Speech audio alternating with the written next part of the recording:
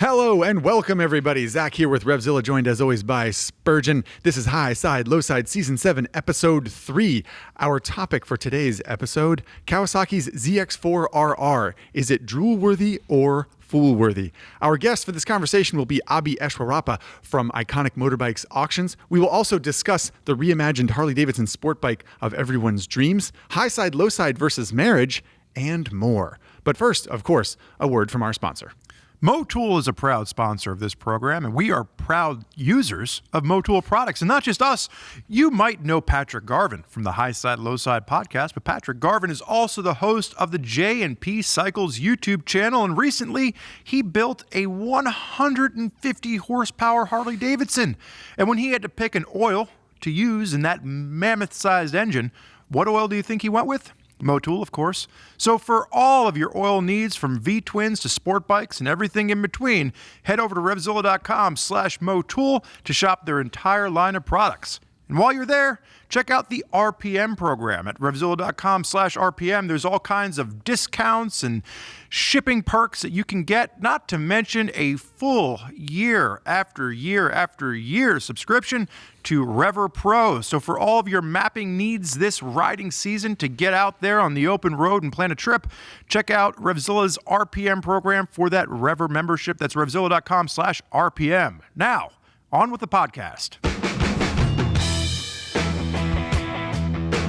Okie dokie, everybody. Welcome as we dive in to this High Side, Low Side podcast.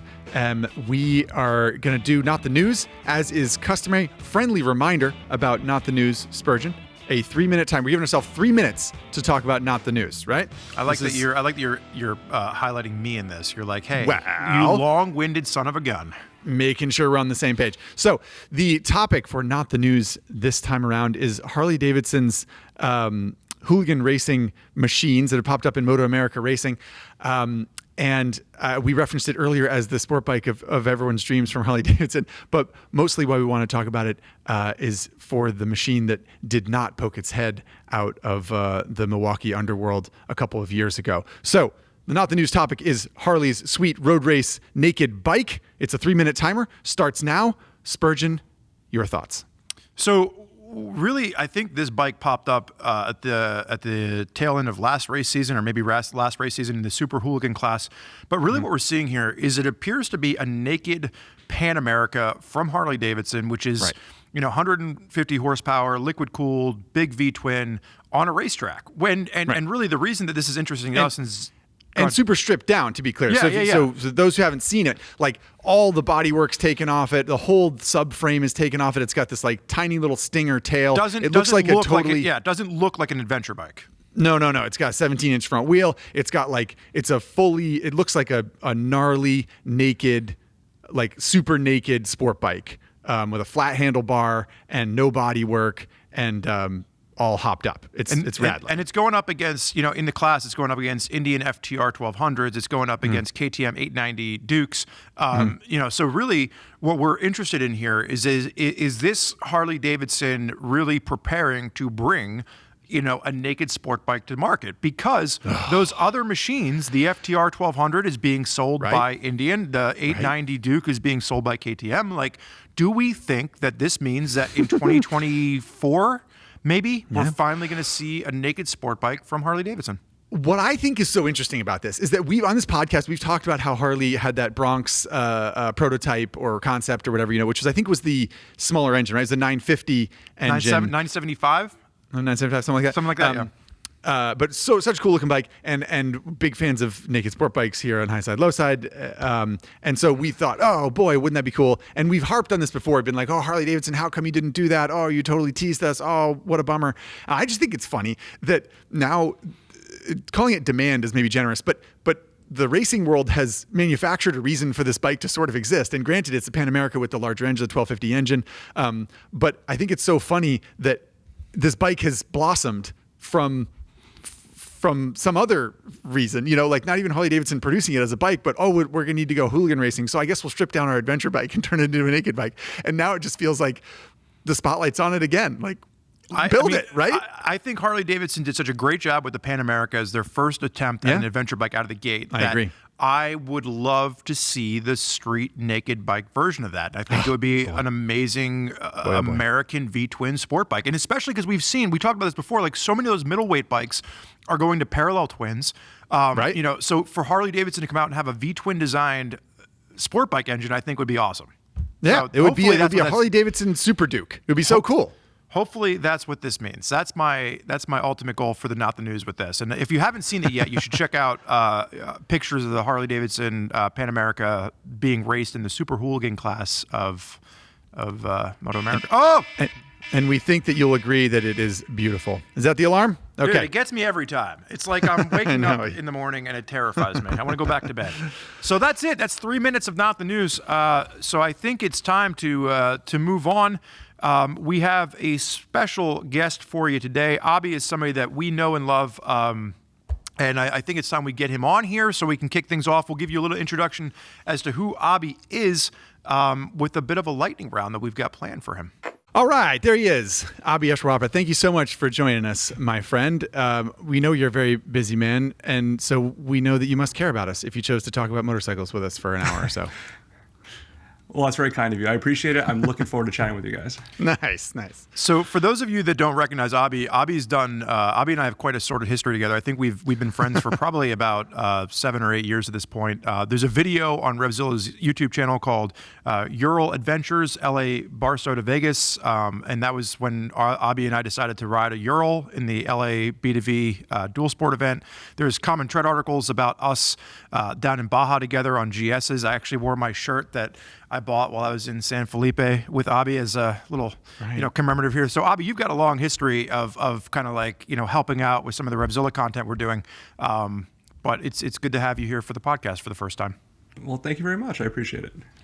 I hope that I didn't butcher your last name too much. Eswarappa.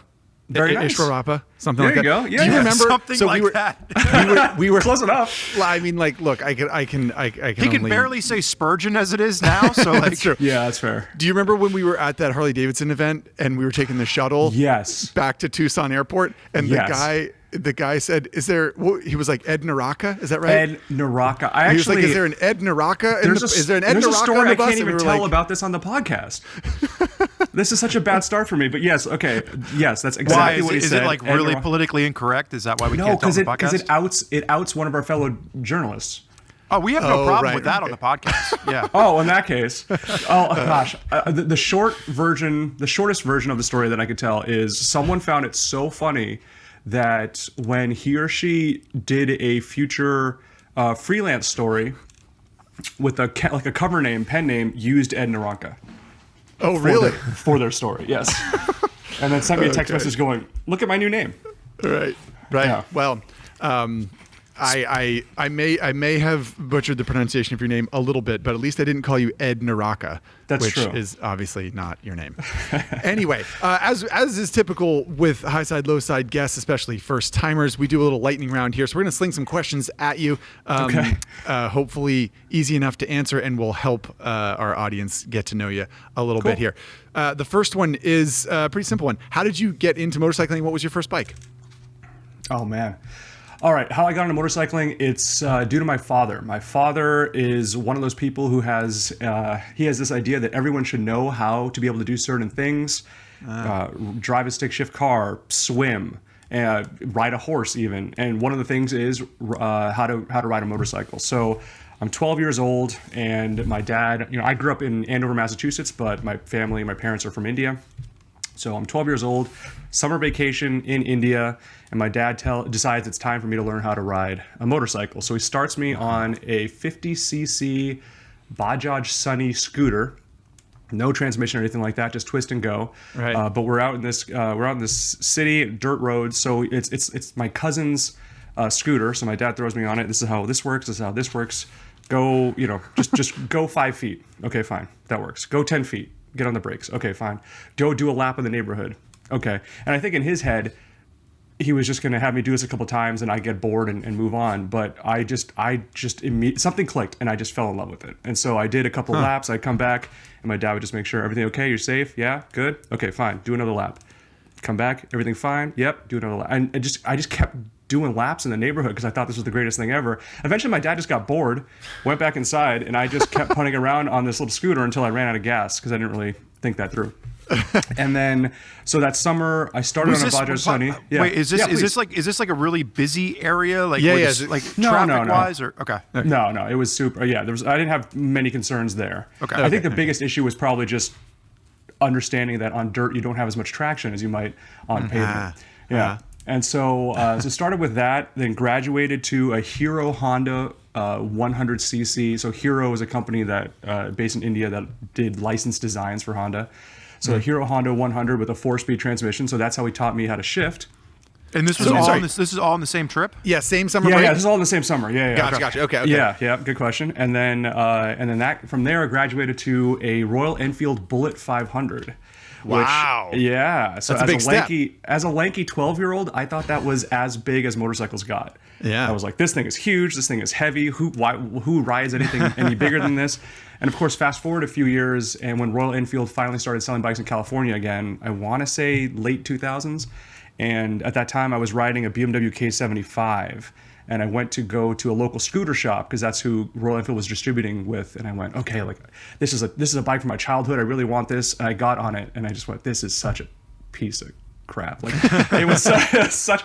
I couldn't. I don't know. I mean, it probably just felt small, right? It probably just it felt like a toy, small, right? and it just exactly. It just felt like a toy, and it was funny to me thinking back. Oh, when I was 12, I thought that this was like an elephant that only gods could ride. Well, I think it's important to note too that the Royal Enfields that are being made right now are not the same Royal Enfields that were being imported into America. They are much better. Yes. 15, 20 years ago. There has been a fair. huge shift in what Royal Enfield was doing over the past, which 15 years. You're absolutely right. Which is an irony because the designs of Royal Enfields for the past 750 or 800 years is the same largely, though the bikes are different. Anyway, that's a whole No, it's a good point. I'm glad say. Spurgeon mentioned that because I don't want to make it seem like what they're putting out right now. In fact, I really like the new 650 Twin, but that's a whole different story. Right. What was the first bike you actually bought in America? 2008 Kawasaki Ninja 250. There you go. Nice. Okay. So in the state of Massachusetts where I grew up, you could be 16 and a half and get your permit. So the day I turned 16 and a half, I went to the local DMV, got my license, or got my permit rather. And then my dad and I went to the local Kawasaki dealership because I thought sport bikes were cool. Yeah. Back when I didn't realize how uncomfortable they were and how impractical they were. So Well, I wanted a baby sport bike. It ties into why we picked you for this episode because you've got a long history of small displacement sport bikes. So. Yes. But for now,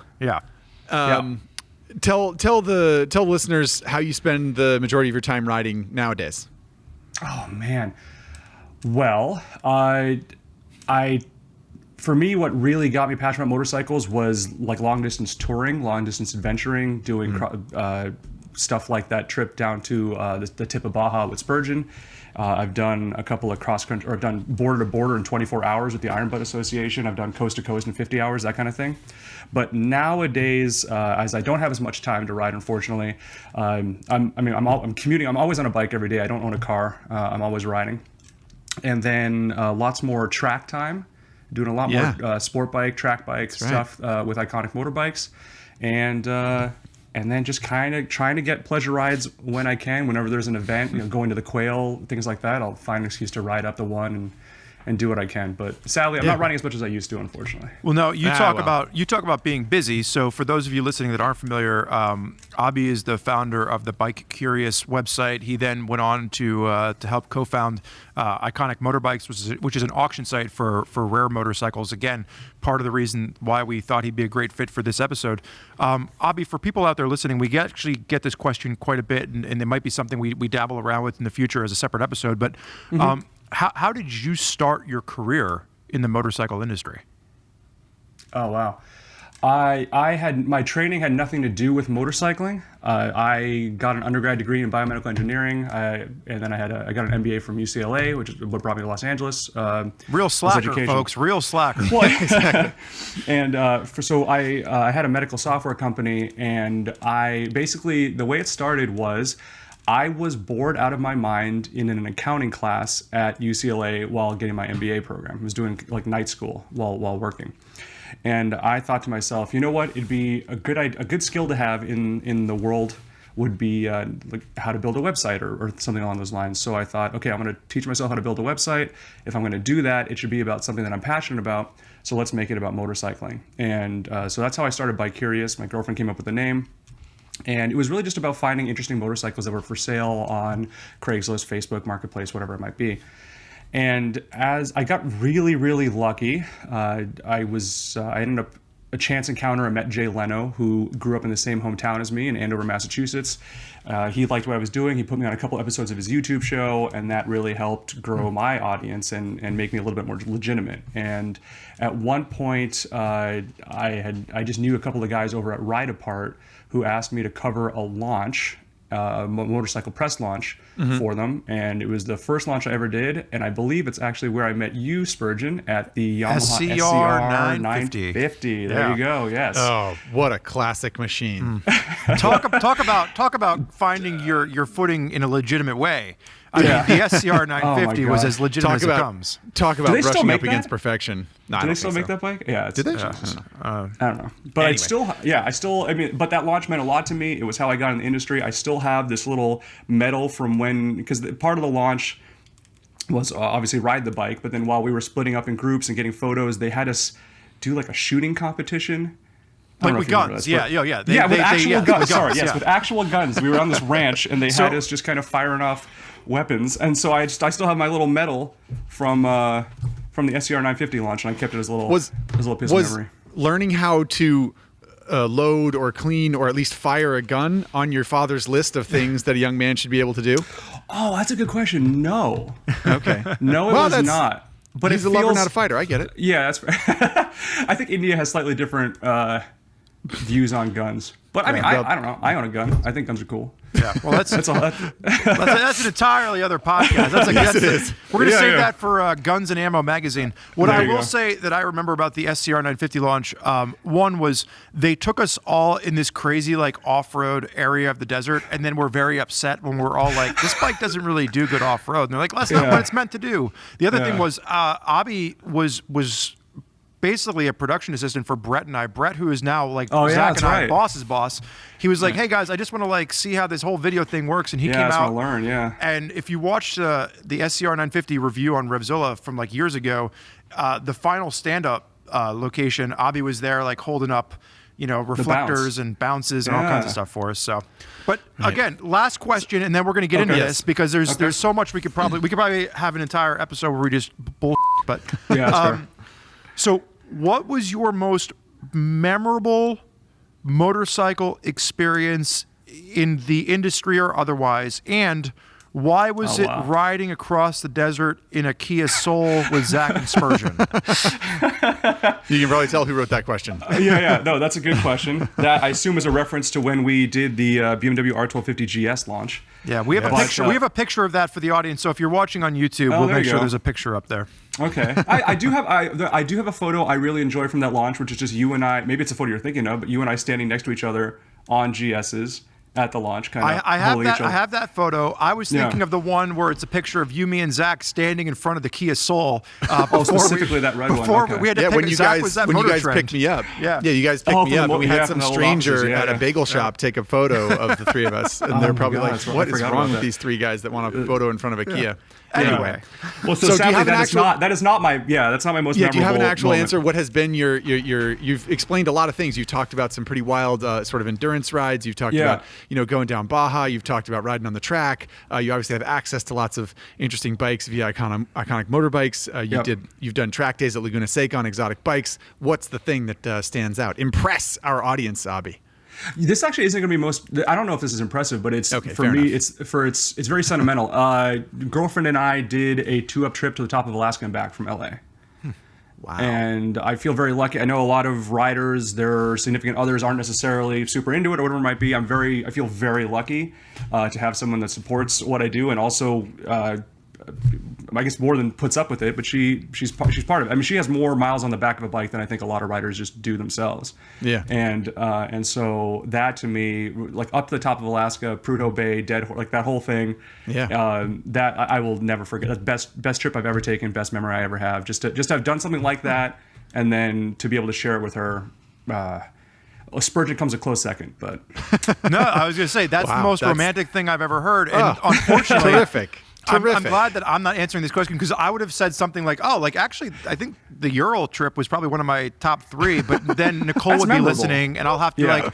My favorite trip was when Nicole and I went to get ice cream for the first time, and we fell in love. And my life has never been the same because I got to do it with her. Nice. So yeah, well, Yeah, to be this- fair, for you, ice cream is really significant. I know. Like you sharing ice cream with a lady, that means a lot. I know, but I'm just saying I appreciate you going first because that way it gives me a chance to like Sets the bar. yeah, I get to think a Yeah. little bit. Cool.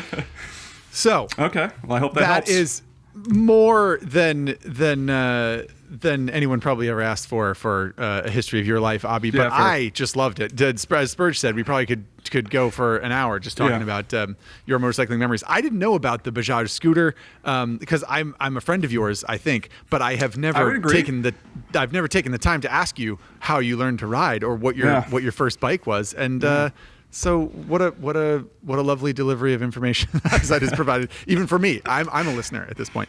Anyway, let's dive into Kawasaki ZX-4RR, which is the sort of like broad scope topic of today's episode. And I guess we'll just start with a quick kind of explainer of what the bike is. It is not a Ninja 400. Ninja 400 is a bike that we're very familiar with, especially here in the United States, but also all around the world. It is a twin-cylinder sport bike. It's fairly affordable. It's about $5,500 here in the U.S. The ZX-4RR is an inline four-cylinder sort of full-on sport bike, but it is small, and that's sort of what's interesting about it. Did I miss anything in the sort of narrative of what the bike is? Either of you? High-end components, like compared to the Ninja, Yeah. like souped up suspension, more power, more weight. Actually, I was reading through the specs on the European site, and it's definitely heavier than a Ninja 400. I think they're claiming like 414 pounds. Really? I didn't know it was that high. Yeah, but they're also claiming, I think it was like 76 horsepower at 15,000 RPM. And then if you go with like the Ram Air kit, it's like 79 horsepower out of 15,000 RPM. So like, I think a Ninja by comparison is like 40 horsepower. So like, it's definitely 44, I think. Yeah, it's definitely a more significantly powerful machine. And also, it's pricier. Yes, which is good something we point. have It's to talk about about. double the price, correct? Yes. Is it going to be $10,000 or $11,000, something like that? It's a shade under 10 in the U.S. Okay. Like 97, 97, I think it's like $9,700 or something like that. I think that's right. Yeah. No, Yeah, which is like for context, a ZX6, a 600cc inline Yes. four from Kawasaki is $10,000, right? Yeah. I think they just So- bumped it a little bit, but it's something like, depending on how you want to spec it, it's roughly $1,000 and change to get from a ZX-4RR to the ZX6. But if you want a ZX6 that also has ABS and the TFT, Okay. like the 4 does, then it's a $2,300 difference, I think. So I see. Okay. So Well, I was So just I going to say, guess- before we jump into like other types of bikes or where we've seen this in history, I think it's important to note that when you're watching, or more importantly, when you're listening to this podcast, the bike has not been released in America yet. We do have an invite. Zach will actually be riding this bike a little bit later in the summer, so we will have actually official content coming out on this. But really, what we wanted to do was start to discuss some of our thoughts on the significance of this bike, because it does play a role in history when we look at the other models out there. The other thing that I just want to throw out there is the reports as of right now. I was going through some reporting that I found online. They're expecting the American version of this, the North American version, so Canada, North America, and America, to have almost a 25% reduction in total output. And part of that has to do with like the noise. They can't allow it to rev over, I think, 1,150 or 11,000 RPM in Canada. So they're expecting this to only, and I'm using air quotes, but only have about 55 to 56 horsepower in North America, down from like 78, 79. So I think part of the discussion too is, oftentimes when these bikes that are designed for other markets get brought into America, we don't necessarily get the same thing here that other markets do. Good point. So I think the comparison to the ZX6, to step back just a little bit, is interesting to me because I think it's easy to say, you could buy this 400cc sport bike for X dollars, or you could buy this 600cc sport bike for X plus a little bit. And so why, like, that obviously just doesn't make sense, especially, from sort of like a really basic consumer standpoint, right? Like, you get more for the same price with this other bike. So what does the ZX4 deliver that those bikes don't? And I think that's definitely a piece of what I'd like to come back to at the end is what have we learned, right? Like what have we learned from the history of other bikes like this, and is it worth it? Or is there anything to be said for a tiny bike like that being, or a smaller bike like that being, quote unquote, worth it? But I'm glad you brought up all that other stuff, Spurge, because I did not realize that the North American version was going to be hindered so much. So that's the same for the American bike then? That's the rev limit. The reports that I've been reading is that there's they've been filing some names, and there were some sites out there that actually got a hold of like the name filings, and they were showing that as of right now, Australia is reporting a reduction to 14,500 RPM, which is knocking it down to like 72, 73 horsepower. Canada is claiming, I think 56 horsepower, 57 horsepower, and America should be right along the lines of what they end up doing for Canada. That's what you've heard too, Abi? Yeah, so the Canadian website actually specifically does state this. The American website does not. I think they're just playing it cool until they have to bring out the bad news at the last possible second, is my guess. But yeah, I haven't heard official confirmation about the American bike, but it makes sense. I don't know. Yeah. It's going to be a bummer. It makes you think of like the new Fireblade RR, which in Europe is an awesome bike, and in America does absolutely nothing until 6,000 RPM. And then wakes up. It's the same. It's noise intake emissions rules. It reminds me a little bit of the Honda RCV 213. The 213. Yeah, exactly. What is the Honda RC 213V, and why would we say that is similar to the Ninja?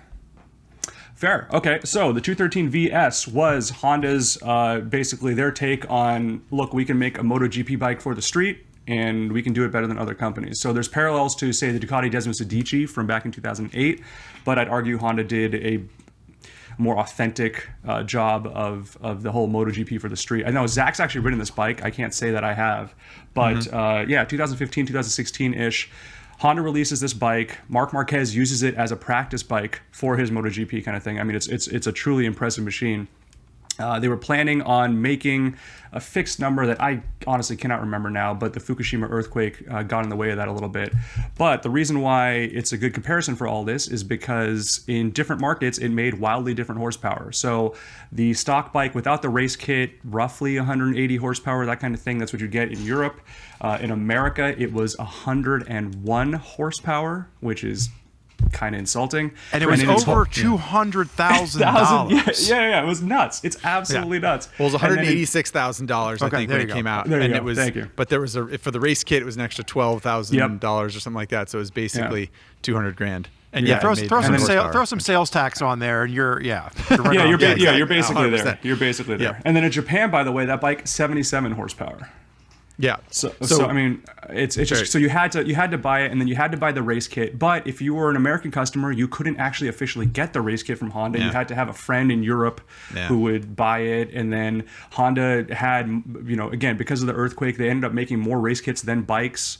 And so unofficially, I've heard from someone who was working in Honda Europe at the time that Honda went, well, we can't have more race kits than bikes, and they just scrapped extra race kits that they had.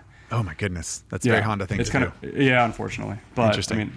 So that's the thing. If you want one now, you have to try to find the race kit. It's a whole big to do. So it's I think the point of all this really is that there's a precedent for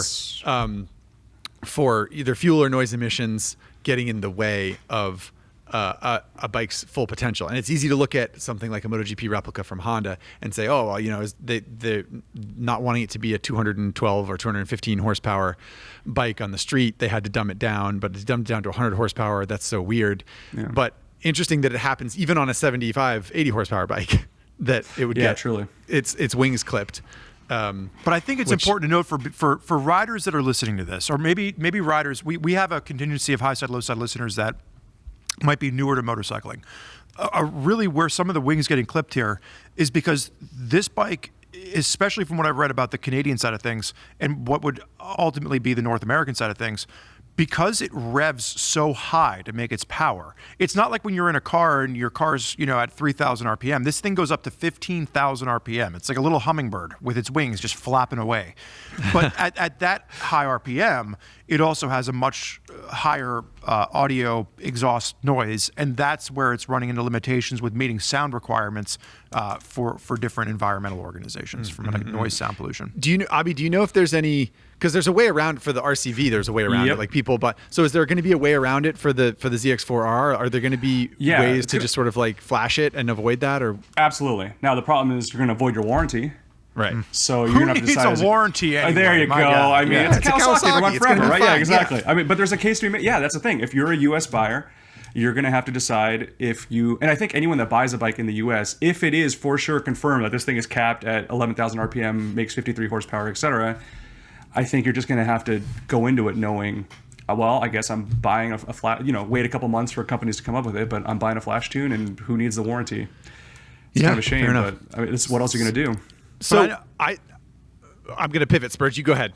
No, it's okay. I was just going to say there was similar situations like with, I remember when KTM released the original 1190 and they were having such problems with the airbox, and Rottweiler came out and they had a different intake that they said, hey, the sand won't get through the airbox. But then KTM came back and said, well, if you put that on your bike, it's going to void your warranty.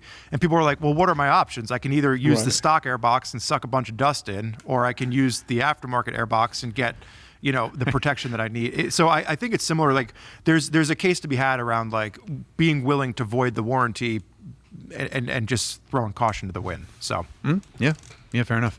So I'd like to pivot to the history of 400cc sport bikes a little bit because it's easy in the United States to think like, wow, a 400cc inline 4 sport bike, that's new. Why hasn't anyone done that before? Well, the truth is people have done it before, not least of which Kawasaki.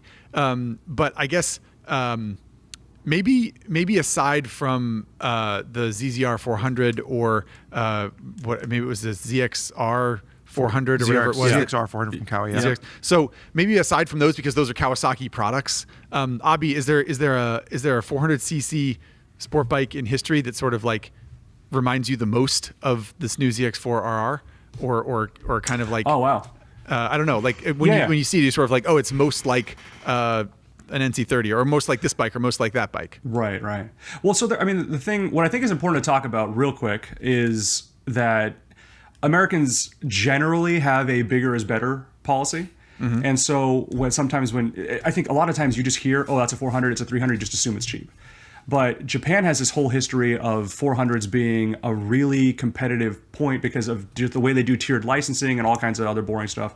Like for a lot of people, 400 was as good as it got. And so in the late 80s, in the not even early 90s, throughout the 90s, all these companies, Honda Japan, Honda, Yamaha, Suzuki, etc., they had this thing called the TT Formula 3 class. Like they had a 400cc race division. So all these companies are putting their best technology into these things. They just happen to be on smaller displacement bikes. And so when you talk about like an NC30, a Honda VFR 400, I'm a huge fan of that bike. But the US didn't really get it. Stuff that the US got, Yamaha FCR 400, I think would probably be the closest thing that the US got. That's the only one in the class that I think we got in the US officially, right? It's the only one in that sport bike class, yeah. And so you had the FCR 400, which a lot of people that got them, fell in love with them, even preferred over the FCR 600. We also got the Honda CB1, which was sort of a naked version of the VFR. I mean, it's a cool bike. It's like it comes in this very 90s blue. It revs to the moon. It's a fun, but it just when America got that bike, it cost as much as like a CBR 600 sport bike. Yeah. Right. And so it was just it's a tough. There's definitely parallels to the ZX-4RR costing almost as much as a ZX6. I think for me the closest bike back in those days would probably be like an NC30, or even when those Japanese companies were making 400s for their home market, they didn't just make the base bike, they also made SP, sport production versions. Right. They made homologation, like there's bikes, these 400 bikes are coming with dry clutches, upside down forks, adjustable suspension. I mean, they were really, really nice bikes that just didn't really make sense because once you exported it to a different market, whether it's England or America, the price just got crazy. And So and let's- there were, to be clear, sorry, Spur, just really quick. Yeah. There were, there was like a CBR 400RR, and there was the Kawasaki ZX-R 400 or even a ZZR 400. But there were also European bikes, right? Like I in doing research for this, which I don't think I realized that there was a Ducati 400cc twin. Yes. That Ducati really. So it was like the little SS. I'm so it glad sort of looked like a I'm so 900 glad you SS, brought but that it was up. a 400. Yeah, exactly. They made a 400cc version of the 900 SS Supersport, that classic, the one that like Peter Egan says is the best thing ever, or Hunter S. Thompson. Right, they made a the square 400 headlight one. Yeah, exactly. They made a 400cc version of that. Bimota made a 400cc version of the Tessie 1D that they only sold in Japan. Now, does the Tessie thing refer to that single-sided front hub steering front swing arm thing? That's correct. So yeah, it's the funny front end hub center. Wow. They made a 400cc version of that. We actually just sold one at Iconic Motorbikes recently. But they made a 400cc version of that, which in a weird way just kind of makes no sense. But at the same time, it's just it must really have been cool. so expensive. Let's slow down for a second, you two, because you're getting real excited all over each other, and I think our audience would probably be like, let's just bring it down a notch for the average bear. So. Abi and Zach originally started drooling over what they were referring to as a VFR 400, which was NC30, right? So with that bike, it was a V4 engine that Honda produced, and then in the last 2 years, it was the RVF 400, where they then switched to the upside down forks and they made it racier and they made it more aggressive. You also mentioned the FZR 400. The CBR 400RR. Those are inline 4 models. There's also the Suzuki GSX-R 400. And all the bikes in this class, at least coming out of Japan, were all very similar. 12,000 to 14,000 RPM for revving, about 55 to 60 horsepower. But they were essentially full-on sport bikes, reduced in size, very similar to what we're seeing with the Kawasaki. So that's essentially what we're talking about here, correct? Absolutely. I like when you're the voice of reason, by the way. It's a good I'm just sitting back and like watching you guys go, and I'm trying to paint a picture with our words for the audience. And I think that, to be clear, if you didn't follow all the names of the Tessies and the Ducati 400 SS and then this and that, you can see pictures of those bikes that we mentioned if you watch this podcast on YouTube, if you like. The point isn't really the details of those bikes, I don't think, not to tear down your backing up Spurgeon, because I think that was the right thing to do.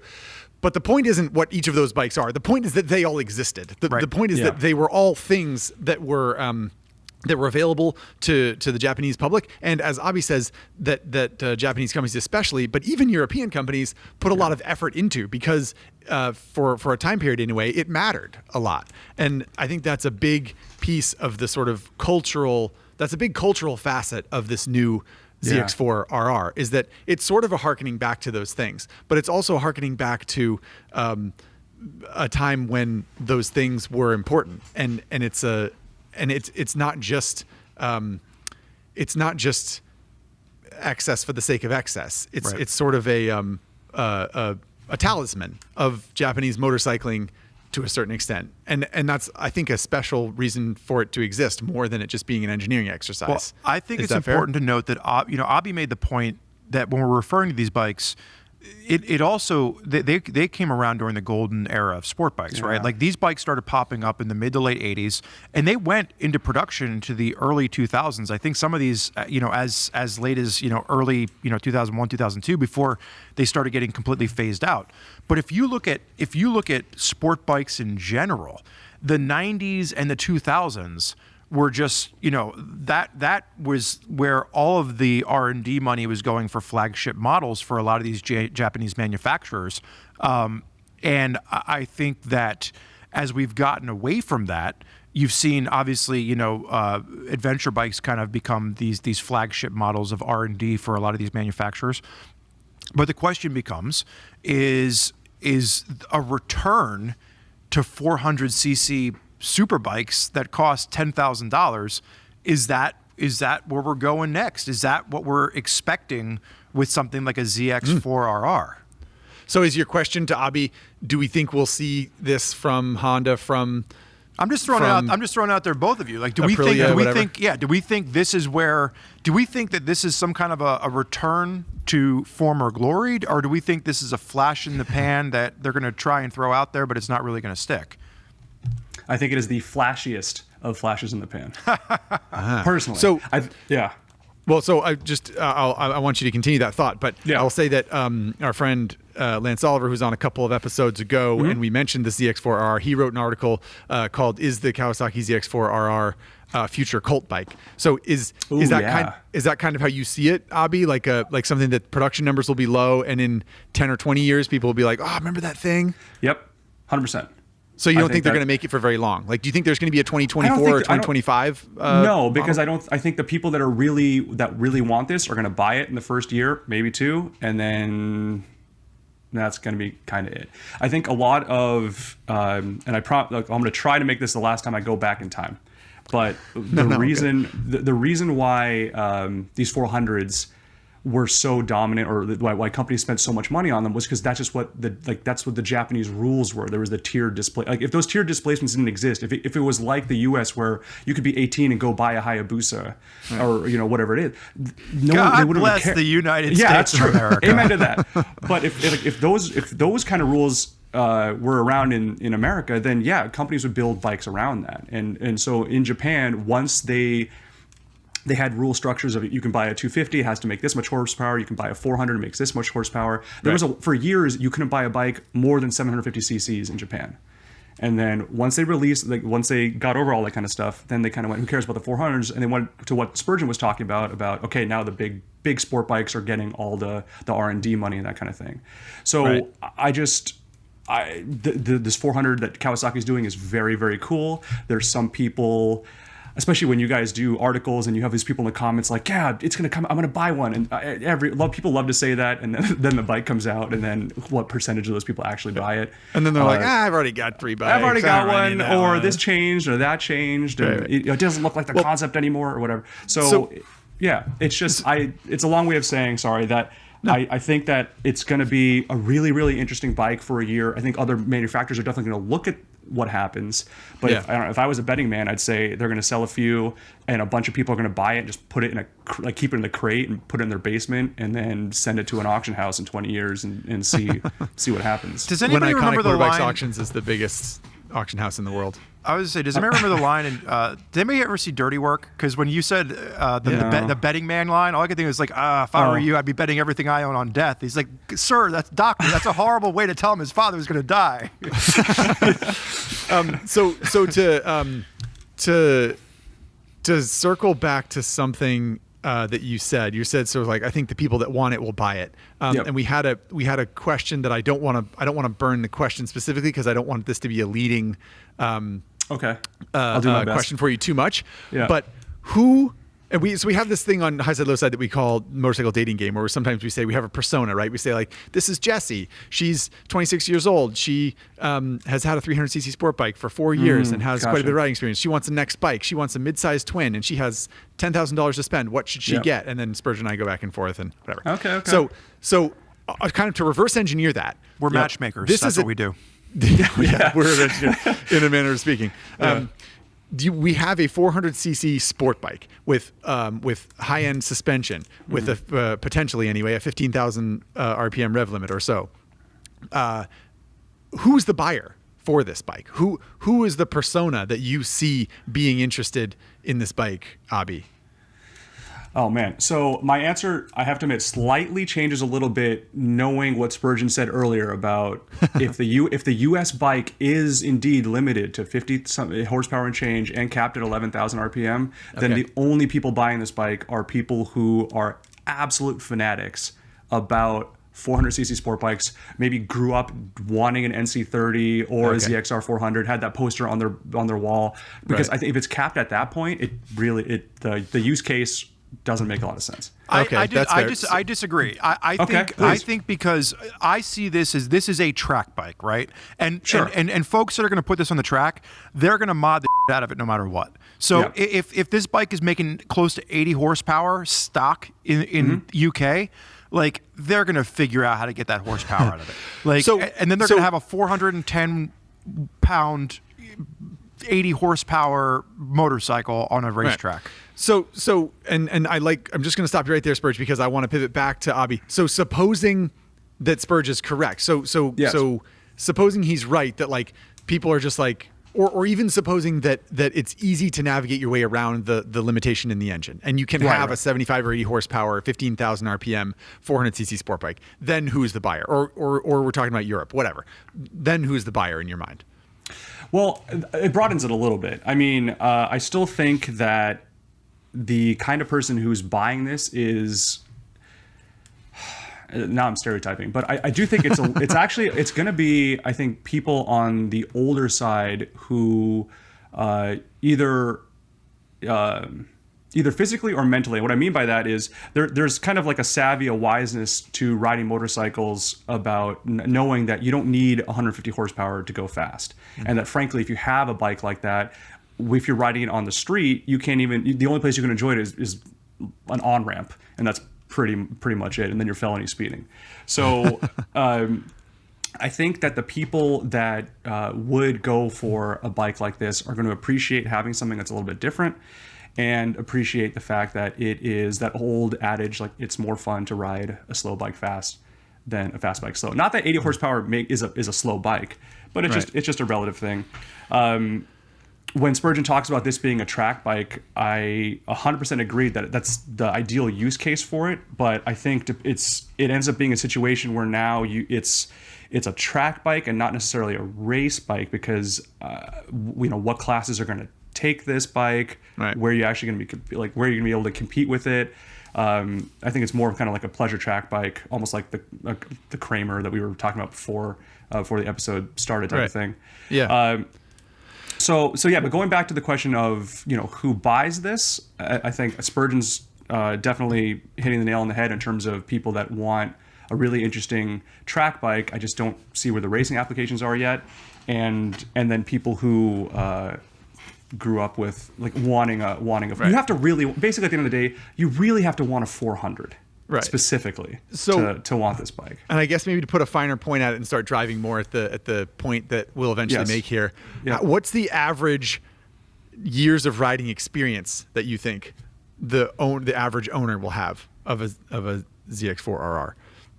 Is this a relatively new rider, like someone who's just getting into bikes, or? I personally don't think so, and that might be bucking the trend or what most people might think. I actually see more older, more experienced riders wanting this bike specifically versus younger riders. Yeah, for as much as I would disagreed with you earlier, I agree with you 100% now. And I think what Zach's driving at, and Zach, correct me if I'm wrong here, but I think this bike is going to have an identity crisis in America. I think people are going to look at this bike and say, oh, it's a beginner bike. And I would just like to stress to any beginners that are listening, the last bike that you should consider going out and buying as your first motorcycle or even your second motorcycle is a Kawasaki ZX-4RR. It's really a bike that, to get the power out of it, you have to be willing to wind the snot out of the throttle. Mm-hmm. It is going to be something that is going to be really geared to track. I mean, Zach, do you disagree? You've been asking all the questions. Who do you think this bike is for? Yeah, I think what I'm driving at here is my opinion, and I guess I was sort of picking at your opinions, both of you, but is that this is an expert motorcycle. Basically, this is a motorcycle for experienced and advanced riders, and that's the person that's going to enjoy it the most. And just like Spurgeon said, if you're a beginner rider and you're thinking, oh, I'll just buy a 400cc sport bike, that one makes sense, and I've got 10 grand, and why not?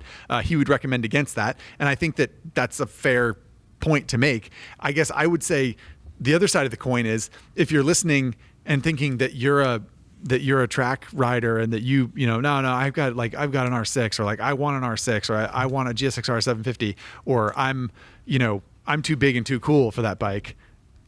I think that's, to be fair, the type of person who is more likely to understand what this bike is. And I don't mean to be patronizing, but I would encourage people who think that it's too small and not interesting enough to reconsider, because I think it's going to be in the same way that it will be perhaps confusing or difficult in the wrong way for a newer rider. I think it's going to be particularly engaging and interesting and dynamic and fun for people who can appreciate what it is. So I want to that makes unpack. sense. I want to unpack that because that gets back to the question you asked earlier around like if I'm looking at this versus a 636 Ninja, like why am I buying this instead? But before we unpack that, and we're going to, we need to take a word from our sponsor, Motul. All right, so I cut us off at a pretty pivotal point in the episode, but we had to get in a word from Motul because they are very kind to us. Exactly. But we were kind of hashing out the fact that this is not a beginner bike, right? This is something that's definitely a step in the other direction. And I think it ties into like the point that Zach was making earlier, right? And I think we were trying to save this for later in the podcast. But, you know, if I'm looking at this bike versus a ZX-6R, and we know that Americans have an affinity for more power, automatically they're going to be like, this thing's too small. So is America ready for this motorcycle? I think Europeans are. I think Japanese riders are. Are Americans ready for a ZX-4RR? Well, I don't want to cut Abi off if he has another opinion about it, but I think he, in some ways, kind of already addressed this, right? We're saying that, or you did too, Spurge. Kind of, one of you said identity crisis, right? Yes. Yeah. And I think I think that's totally fair. And I think, Abi, you pointed out that you just don't think they're going to sell that many of them because people are sort of like, oh, if I'm going to spend that much money, I could get this other thing, or I don't really see the point, or I'm too big, I don't fit on it, I'm going to look silly in pictures. I don't know, like whatever. But you two are smarter than the average bear. So what I would compliment you both with is that you are very savvy when it comes to your understanding of what a motorcycle really means just by looking at the spec sheets. And again, none of us have ridden this bike yet, but just throw a hypothesis out here. Why would you, and we'll do guest honors, Abi, why would you prefer a ZX-4RR over something in the middleweight class? If you would, like what appeals to you about this motorcycle that might not appeal to you as a middleweight? Love that question. That's a great question. Okay, so before I answer it, my caveat, or whatever you want to call it, so people understand a little bit more about who I am or what I ride. My two track bikes are a Ninja 400, the parallel twin, and a Kramer HKR Evo 2S, whatever, the 690 KTM single that I got after talking to Zach, who gave me some recommendation on it. So my track bikes are small. Over at Iconic, we actually just got a bunch of Honda NSF 250s. And I am seriously debating getting one. I like small track bikes. Can you please give us a 30-second rundown of what that bike is for our audience? Yes, that is the Moto 3 race bike. When you go to COTA or when you go to your local MotoGP race and you see Moto 3 going and there's a bunch of guys on these small bikes and it sounds like a swarm of bees, it is these 250cc Hondas. They're singles. They make roughly 50 horsepower, 48 horsepower, something like that. And dry weight is 180 pounds. So for those of you listening, that is very light. That is light. You could pick up me. That is less than us. It's less than us. Yeah. So I bring all this up. I bring all this up small track bikes. Exactly. So that is it's all about what brings you joy in motorcycling. And funny enough, during the break, Zach was actually talking about what brings him joy on a track bike. And for me, it's less about, I don't get that rush trying to flirt with 200 miles an hour down the straight. I don't really, that doesn't get me going. I like going around corners as fast as possible. I like being on a little bike and going around someone on a much bigger bike. I think that's funny. So for me, why I would get a ZX-4RR as opposed to say the ZX6, R6, or whatever it might be, this is where it gets silly. I'm not convinced I would, but the reason why I would is because I appreciate the idea of kind of being at the throttle stop the whole time around a track. I appreciate the idea of being able to maximize my skills versus the bike, because I think it's funny enough. So Zach and I were talking about this earlier. This gentleman, Shane Pacillo, over at Aprilia or Piaggio Group, one of our buddies in the industry. I had a conversation with him once years ago where he kind of said there's two bikes out there in the world. There's three types of bikes out there.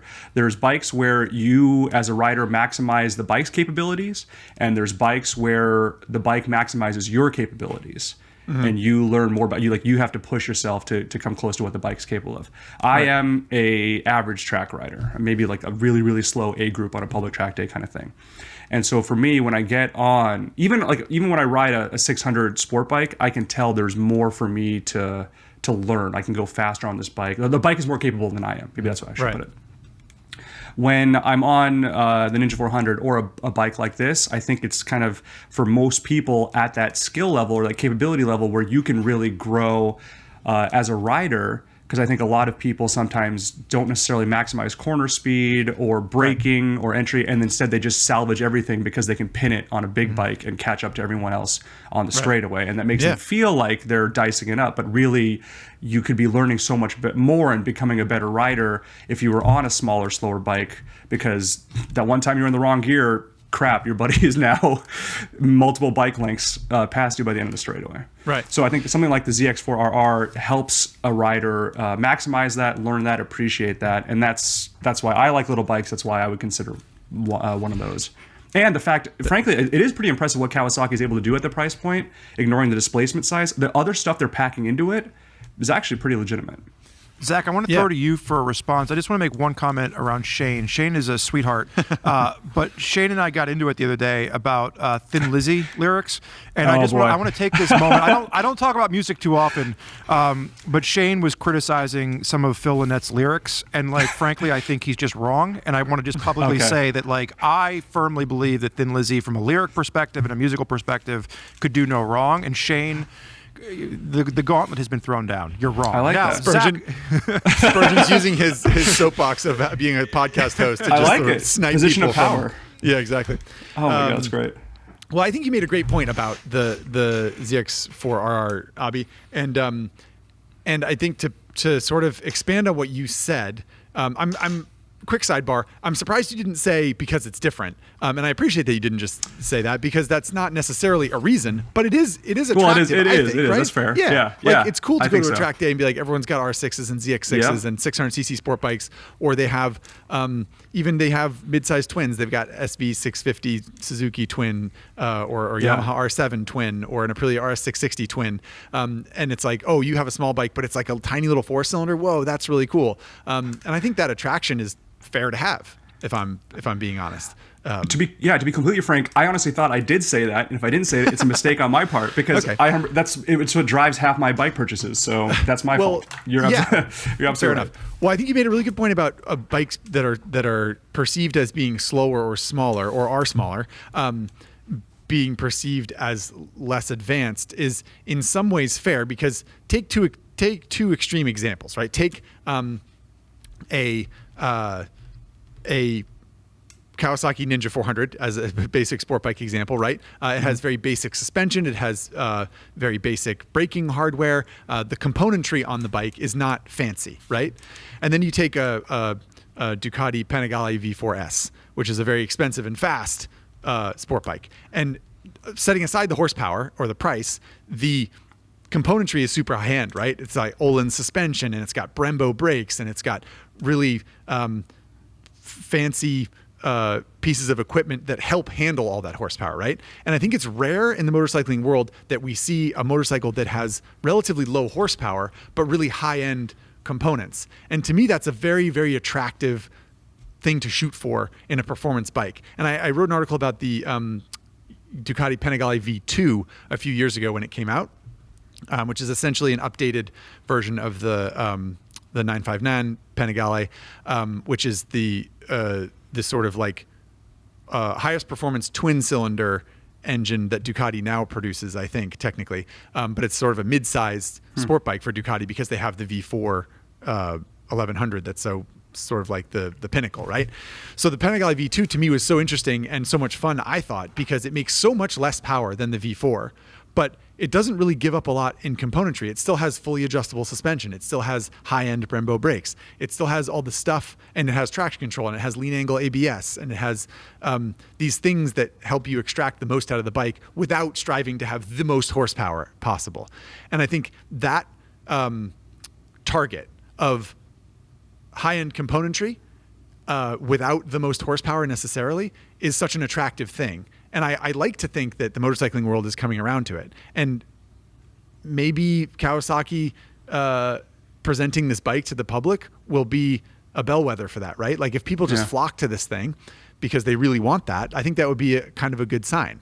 And I think that would be cool. And I think that's why I would get it, to answer your question, Spurgeon, is that it's this blend of not trying to be the fastest thing on the track with horsepower, but rather trying to be the fastest thing on the track with everything else that makes up getting around a racetrack, which is really encapsulates a lot of the joy of the pastime for me. And I think for you too, Abi. I would say not just joy, I think it's one of the most overlooked pieces of when people talk about track bikes or going to the track. Yeah. So Abi, follow-up question for you, and I'm going to use this to make a point. Sir. So you have a Ninja 400 as a track bike. What, in like a rough, quick estimate of either dollars or components, like what have you done to it, if anything? So I got lucky. I actually bought it pre-prepped. I guess it's one of the perks of being a partner in an auction company is sometimes people come to you with, I want to sell this bike. And I just thought it was a good setup. It's actually, I was at the Harley Davidson did a launch for the, or not launch, sorry. They gave us the opportunity to ride Kyle Wyman's King of the Baggers race bike at any motorsports launch. So I was there at this event with a bunch of track-focused journalists. You know, Troy Seahan, Nick DeSena, Ed Naraka, Michael Gilbert, exactly. And this bike became available kind of right. It was someone had offered an Aprilia RSV Mille R that was an AMA race bike, and then this Ninja 400 came up, and I was talking to all these people that are much wiser than I am about track bike riding, and the consensus was get the 400 because you'll learn on it. You'll be better about it. So I bought that bike for $5,300. Someone bought it new. Someone bought it brand new and then took it to Jeremy Toy of Norden Motorsports, just big into Yamaha R3s and Ninja 400 track bike stuff, and just turned it into a complete track bike, and then put a few miles on it just to make sure everything was okay. And then he never raced it, but he was just using it as a track day bike, did a few sessions on it. I think I bought it with 700, 800 miles on it. And of course, because it's a Ninja 400, it was still getting 40 miles a gallon at race pace, or track pace, which is great. Amazing. Yeah. And so I bought it for $5,300, ready to go. Suspension had been worked. The motor was stock, aftermarket quick shifter, aftermarket bodywork, Woodcraft clip-on, basically just the basics you need. So the point is that like if Complete you were to race do pack that yourself, it would cost you roughly $3,000 to $4,000 to mod it out. Give or take. I think that's fair. Yeah. Yeah. Well, because you had a great series of stories on tracking a Ninja 400 where you. Yeah, but that's the point that I was getting at. So the point that I was driving home here is, I think Abi is correct. The Ninja 400 is a really great platform bike, and if that's all that existed, you could buy one of those. It's still probably, if I wanted to track only bike, short of like an SV650 with a bunch of mods, I think a Ninja 400 would be top of my list because it's relatively affordable. You can mod it out and you can have a great track bike. And to everything the two of you have already said, like you can learn how to ride on the track with that bike. And unlike the two of you, like Abi's like, oh, I'm kind of like just, chirping into the A group, and Zach, you're probably an A group plus, and I'm like comfortable intermediate track day rider. Like that's where I am. That's what I have fun doing. But my point in saying that is that I think that the Ninja 400, I put a suspension on and Woodcraft, clip-ons and rear sets and bodywork. You're going to get upwards of $8,000 of investment, and it's still not quite, what the ZX-4RR could be, right? And I think that's what appeals to me, is that for those people that have done what Abi has done, where they've bought a Ninja 400 and they've put a bunch of parts onto it, I think off the showroom floor, the ZX-4RR comes with better brakes, great suspension, theoretically. It's got, a little bit more pep. And arguably the Ninja 400, if you weigh in at 210 pounds and then you throw some leathers on me, like there are moments where it's like a little bit lethargic when you're just like screaming. But more than all that, everything else on the bike, just it feels a bit budget, right? Like you can hear the airbox just like vibrating, like something's going horribly wrong. The clutch pull is aimed at beginners, so it's got that stupid light clutch pull, but then when you actually let it out, it won't pop. The engine is it doesn't have a great clutch feel to it. The brakes there's not a lot of feedback coming from the brakes. So if you took, to Zach's point, all of those other things, not just throwing more horsepower at something, but all of those other little refinements that come with a $10,000 motorcycle. That is what I think sets this bike apart more so than even the engine. Yeah. Yeah, I think it's a fair point. And I think it was interesting that when Abi was talking about this Ninja 400 that was fully set up, like it's all track prepped. You said stock engine, but it's got lower clip-ons, it's got rear sets, it's got different tires, it's got carbon this, fiber it's brake got that, pads, it's got it's got all this stuff, it's got better brakes, it's got better chassis, it's got better suspension, it's got better this, it's got better that. Engine, stock, who cares? Yeah. Doesn't matter because it doesn't matter how much horsepower. The difference between having a 45 horsepower stock Ninja 400 or a 55 horsepower hot rod is like, great, you've got a 55 horsepower hot rod Ninja 400. Like, who cares? Yeah. That's not the point. That's not the point of that bike. The point is like go around corners as fast as you can. But to that point right there, even if America gets the dumbed down version or the reduced horsepower version of the ZX-4RR, it's still going to be making about 10 horsepower more than Abi's bike, and it's already going to have all that stuff bolted on. That if Abi were to go and bolt all that stuff on a $5,000 motorcycle, would probably be knocking the door on a price of a ZX-4R. So the question that I think is really going to be interesting, as we think about the American market, is for people like young Abi here that would be looking at buying a Ninja 400. Is this bike going to capitalize or cannibalize rather some of those sales, or because the Ninja 400 has an actual race class currently in America, is that bike still going to be the one that people gravitate towards and then they're just bolting parts onto? Anybody idea? Questions? I don't even know if I have an opinion about that. I'm almost just sort of like, I'll wait and see. What about you, That's fair. I mean, I think my gut reaction is that people will still go with the Ninja 400. Yeah. It'd be curious. I think maybe Spurgeon, maybe where you and I disagree on this a little bit is what percentage of buyers we think are going to street this versus track this. Yeah. Who is buying this bike for the street? That's the same person who buys I'd be curious to the street, right? I'd be curious to know what insurance companies how they tackle this bike, and because I think that's going to affect a lot of people.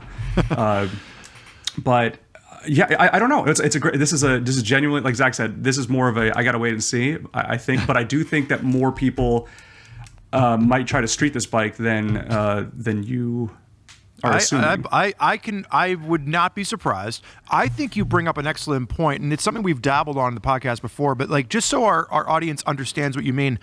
Oftentimes, insurance companies insure different bikes differently, and the Ninja 400 does tend to fall in a beginner class.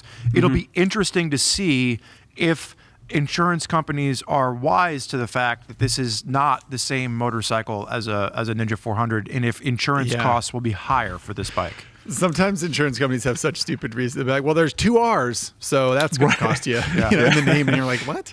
Yeah. Well, so Spurge, I have a proposition for you.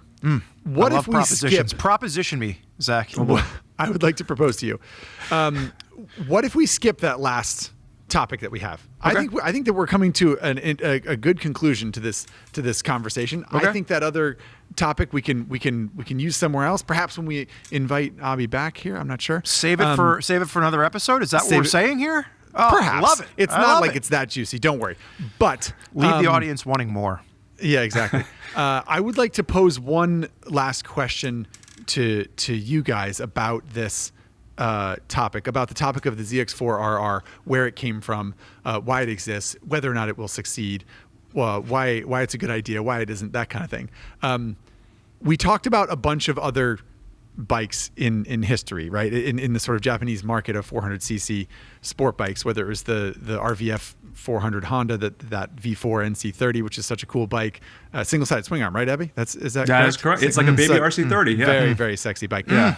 And then the ZXR 400, the CBR 400, that little Ducati twin.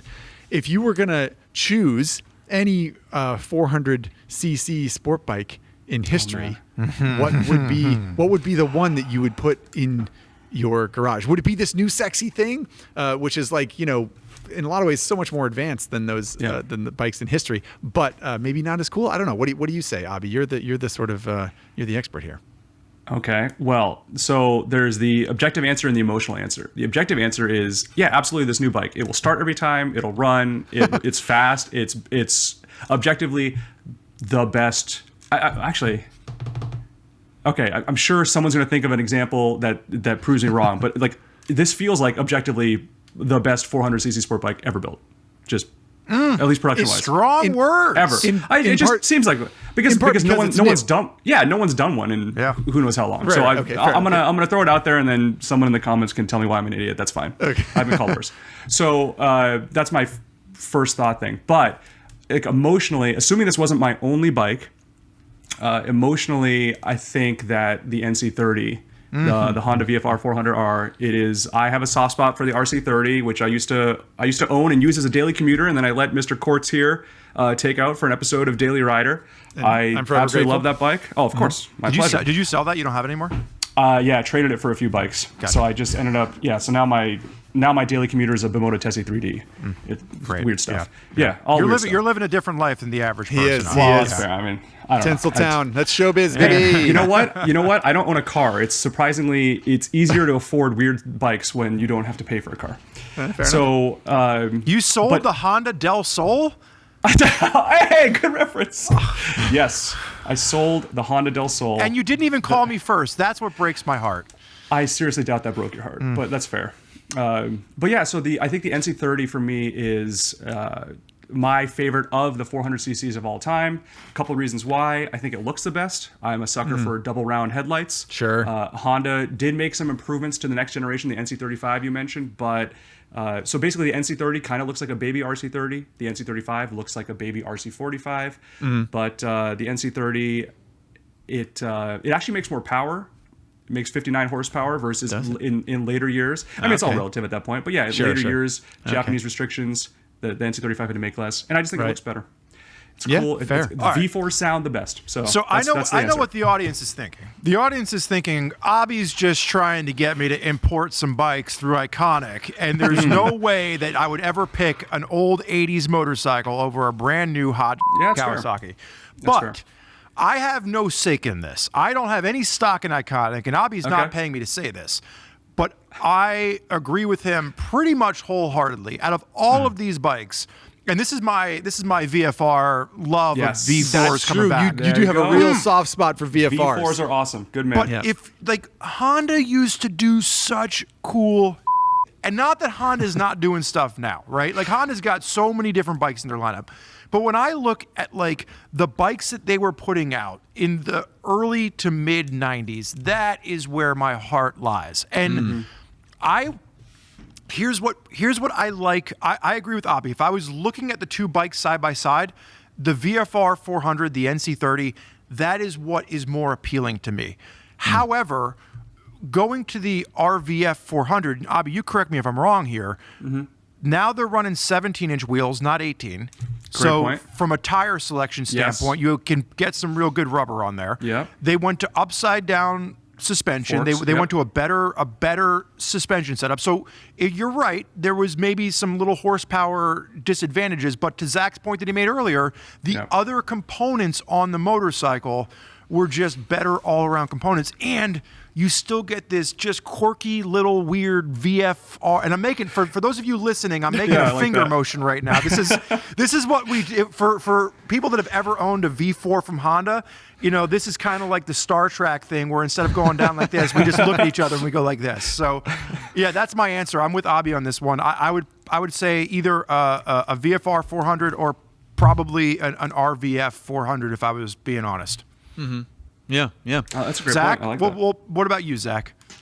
Well, I think that I didn't know until I started doing research for this podcast that there was a Ducati 400 SS, that there was a tiny little, version of a Ducati Supersport in the early 90s. And I'm attracted to that bike. I think it's cool.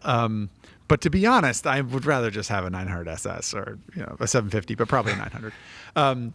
And what's the going price on a 900 SS right now, though? Right? Isn't that like $50,000 motorcycle? What? Or am I wrong? No. Like a tenth of that. I mean, like you could get like 5-6 ish. You could get really? a good one. Okay. What am Do I it, thinking? What am I, Spurge. what am I thinking of? The homologation ones get crazy if you're talking about like an 888 SPO or something like that. But yeah, if you just want a good, honest 900 SS, they made like the half fairing version. Are we talking about the 70s one? Or are we talking about the No. newer? That's what I'm thinking of. Okay, yes. Sorry, yes. sorry. I'm derailing, Zach. This is your turn, Zach. I'm sorry. He's talking about the 90s one. Gotcha. You guys know who Paul Smart is. Anyway, it's a clean sweep for that Honda. That's what I'd get too. How Really? could you resist a tiny little V4 like that? Yeah. All those other bikes are so darn cool. A CBR 400RR, that ZXR yeah. 400. There was an SP version of that, I think. I mean, Yeah, those bikes are just like so cool, and they're all painted like a Dixie cup. At least they're all like 80s, early 90s. It's so cool. Yeah.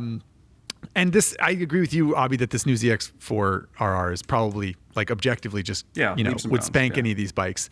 But it's really hard to resist because you're going for the quirk, because you're going for charm, and you're going for something different. How could you resist a tiny little V4? If you put the Yamaha, the Suzuki, even the Honda CBR 400RR, the Kawasaki ZX-R 400 next to each other, from a performance standpoint, they're all like 58 to 59 horsepower, 12,000 to 13,000 RPM, inline four. I love your Dixie Cup reference. They all look like they were painted by a Dixie Cup designer. But So the good. Honda just stands out. The Honda is something different and cool. And I think that's the point to make. I'll say this also in my research of the Ducati 400 SS, I learned that it makes approximately as much horsepower as a Ninja 400 because it's a 400cc twin. Yeah. So it would not be a real kick in the pants. Whereas I think, a four-cylinder 400 would probably be a little bit more exciting to ride.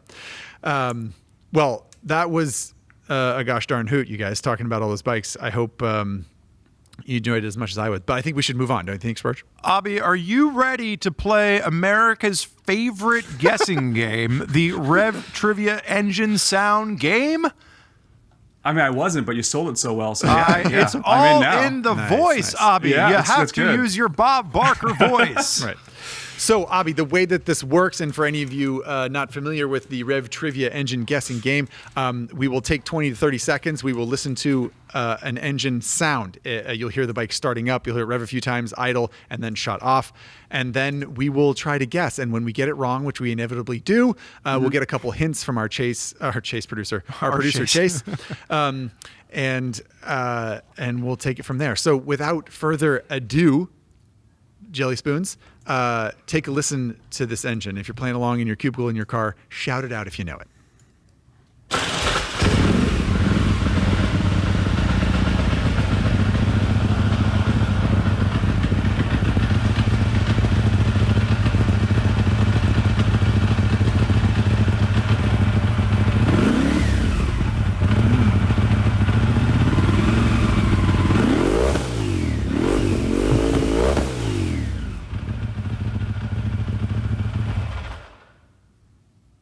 Well, Whoa. guest honors. Tell us what it is, Abi. Tell us what it is. I'm playing it a second time because I am very confused by this. Okay. Yeah, we need the idle is very confusing. We at least need the It's revs really again. Let's listen to the yes. revs again. I think that's valid because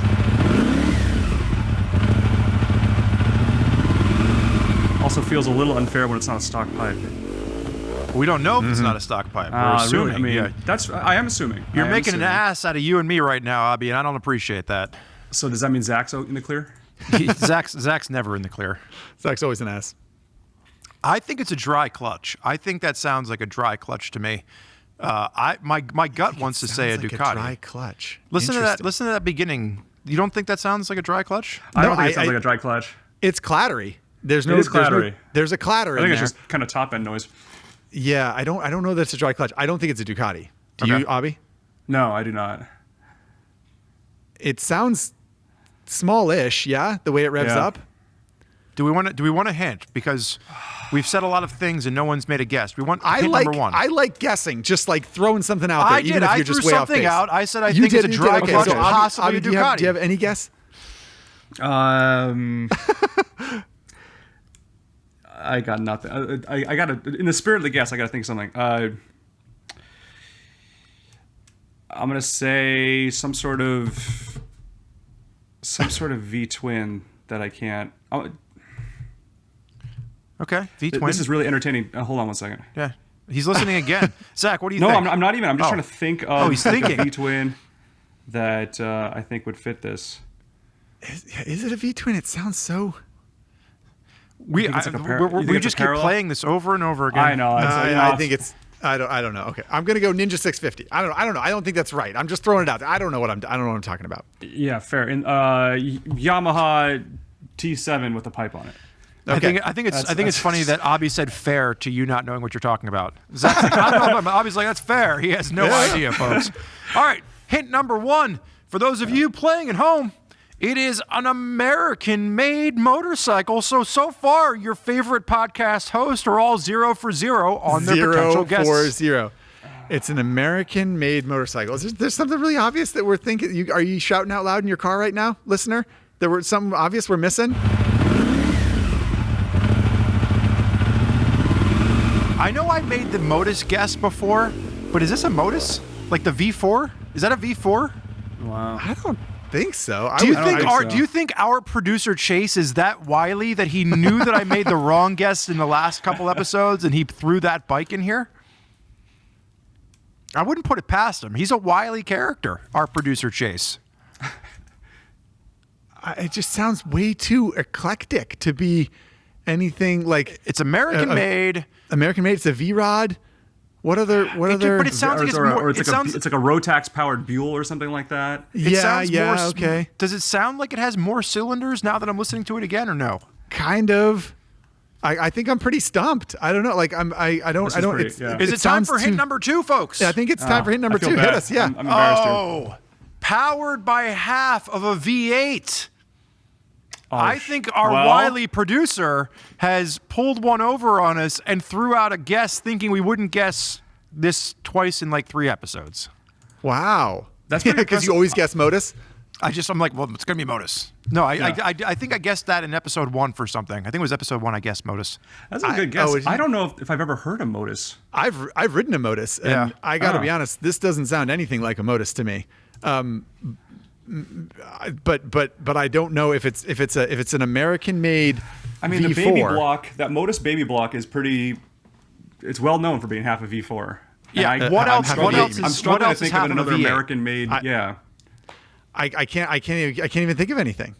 I'm out of ideas. All right. I got nothing. So I think Spurgeon Abi? wins this one. Yeah, I would say I got to go with you, man. I right. can't think of another American V4. The answer is on the back of this card. High side, low side listening audience. It is a 2018 Motus MSTR edition. Steve, thank you for sending us in this audio clip of your Motus. No mods. This is a bone stock 2018 Motus MSTR. So Zach, apparently the stock Motus is so far in the distance of your mind that you rode that you'll have to go hang out with Steve for a day. Maybe take that Honda ADV 150 scooter so that you guys have an equal bike to swap back and forth. Let him ride the Honda scooter you were on, and maybe he'll let you ride the Motus. Yeah, evidently. Abi, evidently. Can you give us the 30-second synopsis for our audience? What's a Motus MSTR? A Motus MSTR is a really fascinating sport touring. Yeah, it's a tall sport touring bike. Mm-hmm. Used a baby block motor. The R version was the hot motor, red valve covers. Had everything that you would want to see from a good American motorcycle company. A V architecture in the engine, lots of power, but didn't have some of the basic electronics that you might expect to have in a bike like that. I think it had ABS, but then kind of nothing. It might not have even had ABS. Yeah, it was bare bones. They were manufactured, I want to say, in like Alabama. And if I remember correctly, the R version was like north of $60,000. Or was that? I don't think it was that expensive. It was 30? pricey. I don't think it was that pricey. Yeah, I don't think it was that much, but they were expensive. Okay. I mean, pretty bespoke, right? It was sort of like very. It was a practical motorcycle, but also rare and exotic somehow. You know, like oftentimes rare and exotic bikes are really high performance in some way, or like, you know, they're trying to be the fastest or the wildest looking or something like that. And that really wasn't Motus's thing. It was sort of like, can we build a sort of like true corn-fed sport touring bike that's half of an American V8, and it was bespoke and expensive and heavy, quite heavy, but a neat design, and certainly had a lot of fans, but not enough fans to keep it going. Because the R version had Olin suspension, BST carbon fiber wheels, Brembo monoblocks, maybe. It was Spared really, like no I said, it was well expense. spec'd. Yeah, except for that electronics pack, and that's just tough. It's like, it's kind of like the Ninja 4, the ZX-4RR. You have to really, really want that specific bike. Right, exactly. If you're buying this over a GS or a Multistrada, and you're like, who needs? I'm going to take my touring bike out in the rain. Way to bring it back around to the topic, Abi. We're getting a little long-winded there with Motus conversation, but way to bring it back around to a ZX-4RR. So, well, if I'll just say, one of the guys that started, or that was heavy up in Motus, was Lee Kahn. He's over at Barber Motorsports Museum right now, running the Advanced Design Center. He's doing some really, really cool stuff that people should check out if they're in the area. So they might have potentially read about that in Common Tread Journal, Spurgeon. Ooh, look at that. Look at that. that. How about that? Well, with that being said, I think we have got a few more wrap-ups to do. We've got some winners for T-shirts. We've got some comments to get into. But, Abi, we're done with you, my friend, and I just want to say thank you for hanging out with us today. Obviously, your knowledge of weird and odd bikes with Bike-Urious website, and also the bikes that you get to import and auction off for Iconic Motorbikes has really paid a dividend for you in being able to speak authentically to the 400cc class of mini sport bikes from the 90s. Well, you're very kind. I hope I didn't bore people to death. I do appreciate the opportunity, and it's always good to see you guys. Great hanging out with you, man. See you soon. Thank you. Always fun for us getting to catch up with Abi. Zach and I both have quite a history with Abi, and hopefully now you, our high side, low side listening audience, have a little soft spot in your heart for that gentleman as well. Always a character. So agreed, and very knowledgeable about motorcycling. His job is so interesting, running the Iconic Motorbikes auctions business with his partner. They just always have such cool bikes around, and he's always educating himself on some quirky, strange version of a bike that was only sold in South Africa for 6 months or something like that. He's got eclectic taste and is always sort of in and around oddball bikes, so he's really fun to talk to. Yeah, their facility is awesome too. I know every time I'm out in SoCal to work with Zach or Ari, I try to swing by and have a beer with him at his facility, because it's like just hundreds of motorcycles that you would never see anywhere else, and it's amazing. Yeah, so it's literally a hangar at an airport that's just full of rare and weird and awesome bikes. Yeah. So cool. So check out Iconic Motorbikes. You can follow them on Instagram.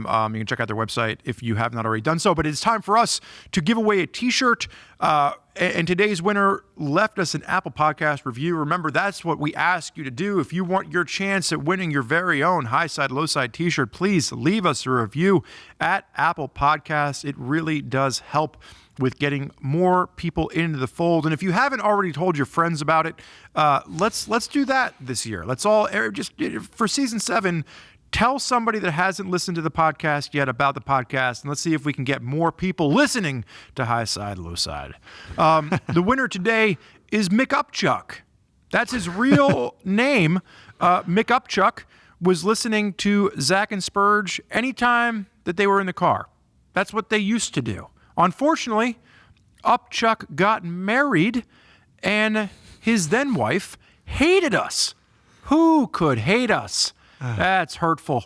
Now that Upchuck is getting divorced, he's flipping her the metaphorical bird by catching up on all of the episodes that they missed on High Side, Low Side. And we've been keeping Upchuck sane whilst they are dealing with lawyers and drama. So marriage, 0 stars, high side, low side, 5 stars. And what a favorable review. I hate to see a marriage end, but when it ends with that person listening to high side, low side, then that's always a plus. What a heartbreaking and yet flattering review. Thank you so much. And, hopefully it's not true. But it was entertaining and fun. And we hope at the very least you weren't telling any fibs about how much you enjoy high side, low side. So as usual, send your t-shirt size and mailing address to highside-lowside@RevZilla.com, and we will hook you up with your free swag. Presumably she burned all your stuff. So you're going to need some new clothing. So we'll start with a t-shirt. Why not? For any of you ladies out there in the audience that don't hate high side, low side and want to listen to McUpchuck or with McUpchuck, maybe there's some matchmaking we can do in the future for this couple. Indeed. What a step in a direction that would be for high side, low side. Moving on to high side, low side comments. The one we selected today is from Ben in Oregon. That's not to be confused with Bend, Oregon, which is a place. This is Ben. Good short for clarification. Benjamin, we assume. In Oregon, yeah. Ben in Oregon says, I've been wondering if someone experienced on a scooter should skip to a higher displacement bike first. In my case, the Rebel 500 is my dream. That is the 500cc parallel twin cruiser from Honda. Ben says, since I've already gotten a good feel for balance and speed, up to about 60 miles an hour on his scooter, I'm thinking it will be fine for a first bike, even though it's 500 cc's. I know I could get a smaller displacement bike to learn, but I'd rather just get the bike I want. Do we have any thoughts? So Ben has been riding a scooter, feels confident at speed, thinks he's ready for a 500cc motorcycle, but isn't sure and wants Spurgeon Dunbar to weigh in. Well, I think this question / comment was perfect for this episode because it's a good point to note that, all 400cc motorcycles are not created equal, and all 500cc motorcycles are not created equal. And oftentimes we look at displacement, especially when we're beginners, and we think that's all there is to it. You could have a 500cc motorcycle that makes 25 horsepower, and you can have a 500cc motorcycle that makes 100 horsepower in theory. So what I would say for Ben is that the Rebel 500 is a very beginner-friendly 500cc motorcycle. It is not wicked powerful. It is probably a very appropriate step up from power and a very comparable size to your PCX 150. So in my opinion, I think the Rebel 500, if it is your dream motorcycle, makes 100% complete sense as the next step in your two-wheeled journey. Zach, any additional thoughts on that one? I'll just add a couple things. One, not even theoretically a 500cc motorcycle could have 100 horsepower. 500cc used to be the limit for MotoGP in the 500cc Grand Prix days. Those were 500cc V4 two-strokes. They made almost 200 horsepower. They're vicious to ride, famously difficult to ride, extremely fastest motorcycles in the world, 500cc's. And also that Royal Enfield that Abi was talking about earlier on the podcast, right? The Bullet 500. And he thought, oh my God, this bike's so big. And then as an adult, he went up to it and he was like, oh my God, it's like this little toy. I didn't even realize. So very glad you brought that up, Spurgeon, that not all 500cc motorcycles are created equal. That Rebel 500 is extremely welcoming. It's also just a great bike. Last thing I'll throw out there is that I did a daily rider. I think I'm looking at the daily rider board here. I did a daily rider on the Honda Rebel 500 last year in 2022 sometime. So if you're curious about to listen to me talk about a Rebel 500 for 30 more minutes, then you can find that on the RevZilla YouTube channel. Yeah, and if you want to see an even bigger guy than Zach riding one, I think I did the first press launch for the Rebel 500 you back did in like 2016. I want to say it was somewhere around there, 16, 17. Somewhere around there. Yeah. So we Ben, got a lot of content for you, Ben, on the Rebel 500. That's right, Ben in Oregon. We've got all the juicy details on the Rebel 500, and hopefully you will have your own juicy details soon when you get one, because I think that's not a bad idea to step up to that machine, and we wish you the best. I guess this is where we say that if you're watching this on YouTube, please leave a comment below. If you have other comments and you're a podcast listener, feel free to send your praise or your vitriol to highside-lowside@RevZilla.com, and Chase will be sure to read that email. We love to hear from you, jokes aside.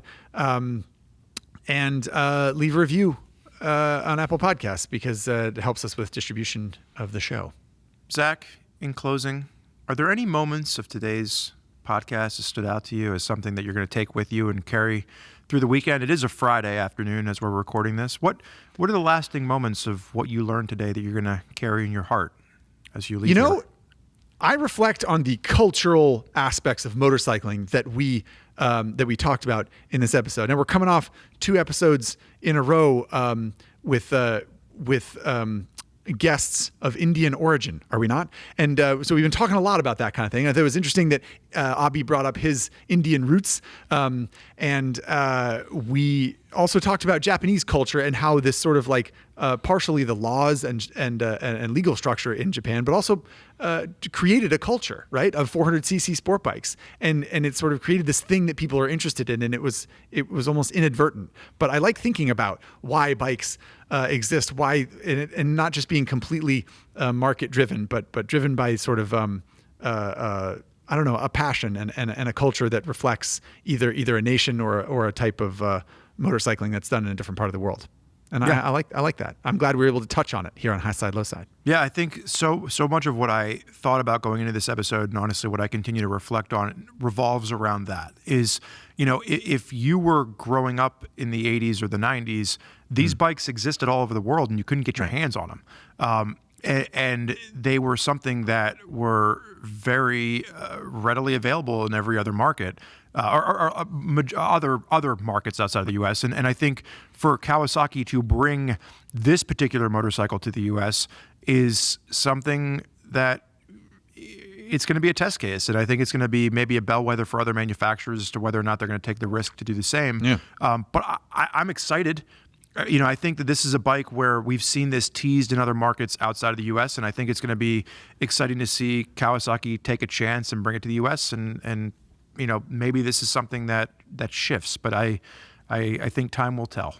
Indeed. I join you in your excitement, friend, and depending on when you're listening to this podcast, I am scheduled to go ride the Kawasaki ZX-4RR in the middle of June, at which point you can keep an eye on the Common Tread section of RevZilla.com for my review and hopefully at some point a video. But yeah, I'm pumped for this bike, and we'll see how it goes, and I'm definitely excited to try it. I'm excited to hear what you have to think about this, because this is one that I would be. This is one that, like, you know, when I think about my track ability, this is square in the lane of something that I would be able to handle. You know, sometimes we're like, all right, Right? here's 240 horsepower, and I'm like, whoa, let's slow down. But I think this is gonna be something excited. I think this is gonna be something exciting for a lot of intermediate to even advanced level track riders out there. So Yeah. with that being said, you know, there's a lot to look forward to in this season, as well as in our content on Common Tread overall, whether it's future motorcycle reviews or future podcast guests and episode. But for right now, it's time to go enjoy the weekend for Mr. Quartz and I. So hopefully you are enjoying your weekend as well, with a little bit of high side, low side. But until next time, adios. Thanks for hanging out, everybody. We'll talk to you soon.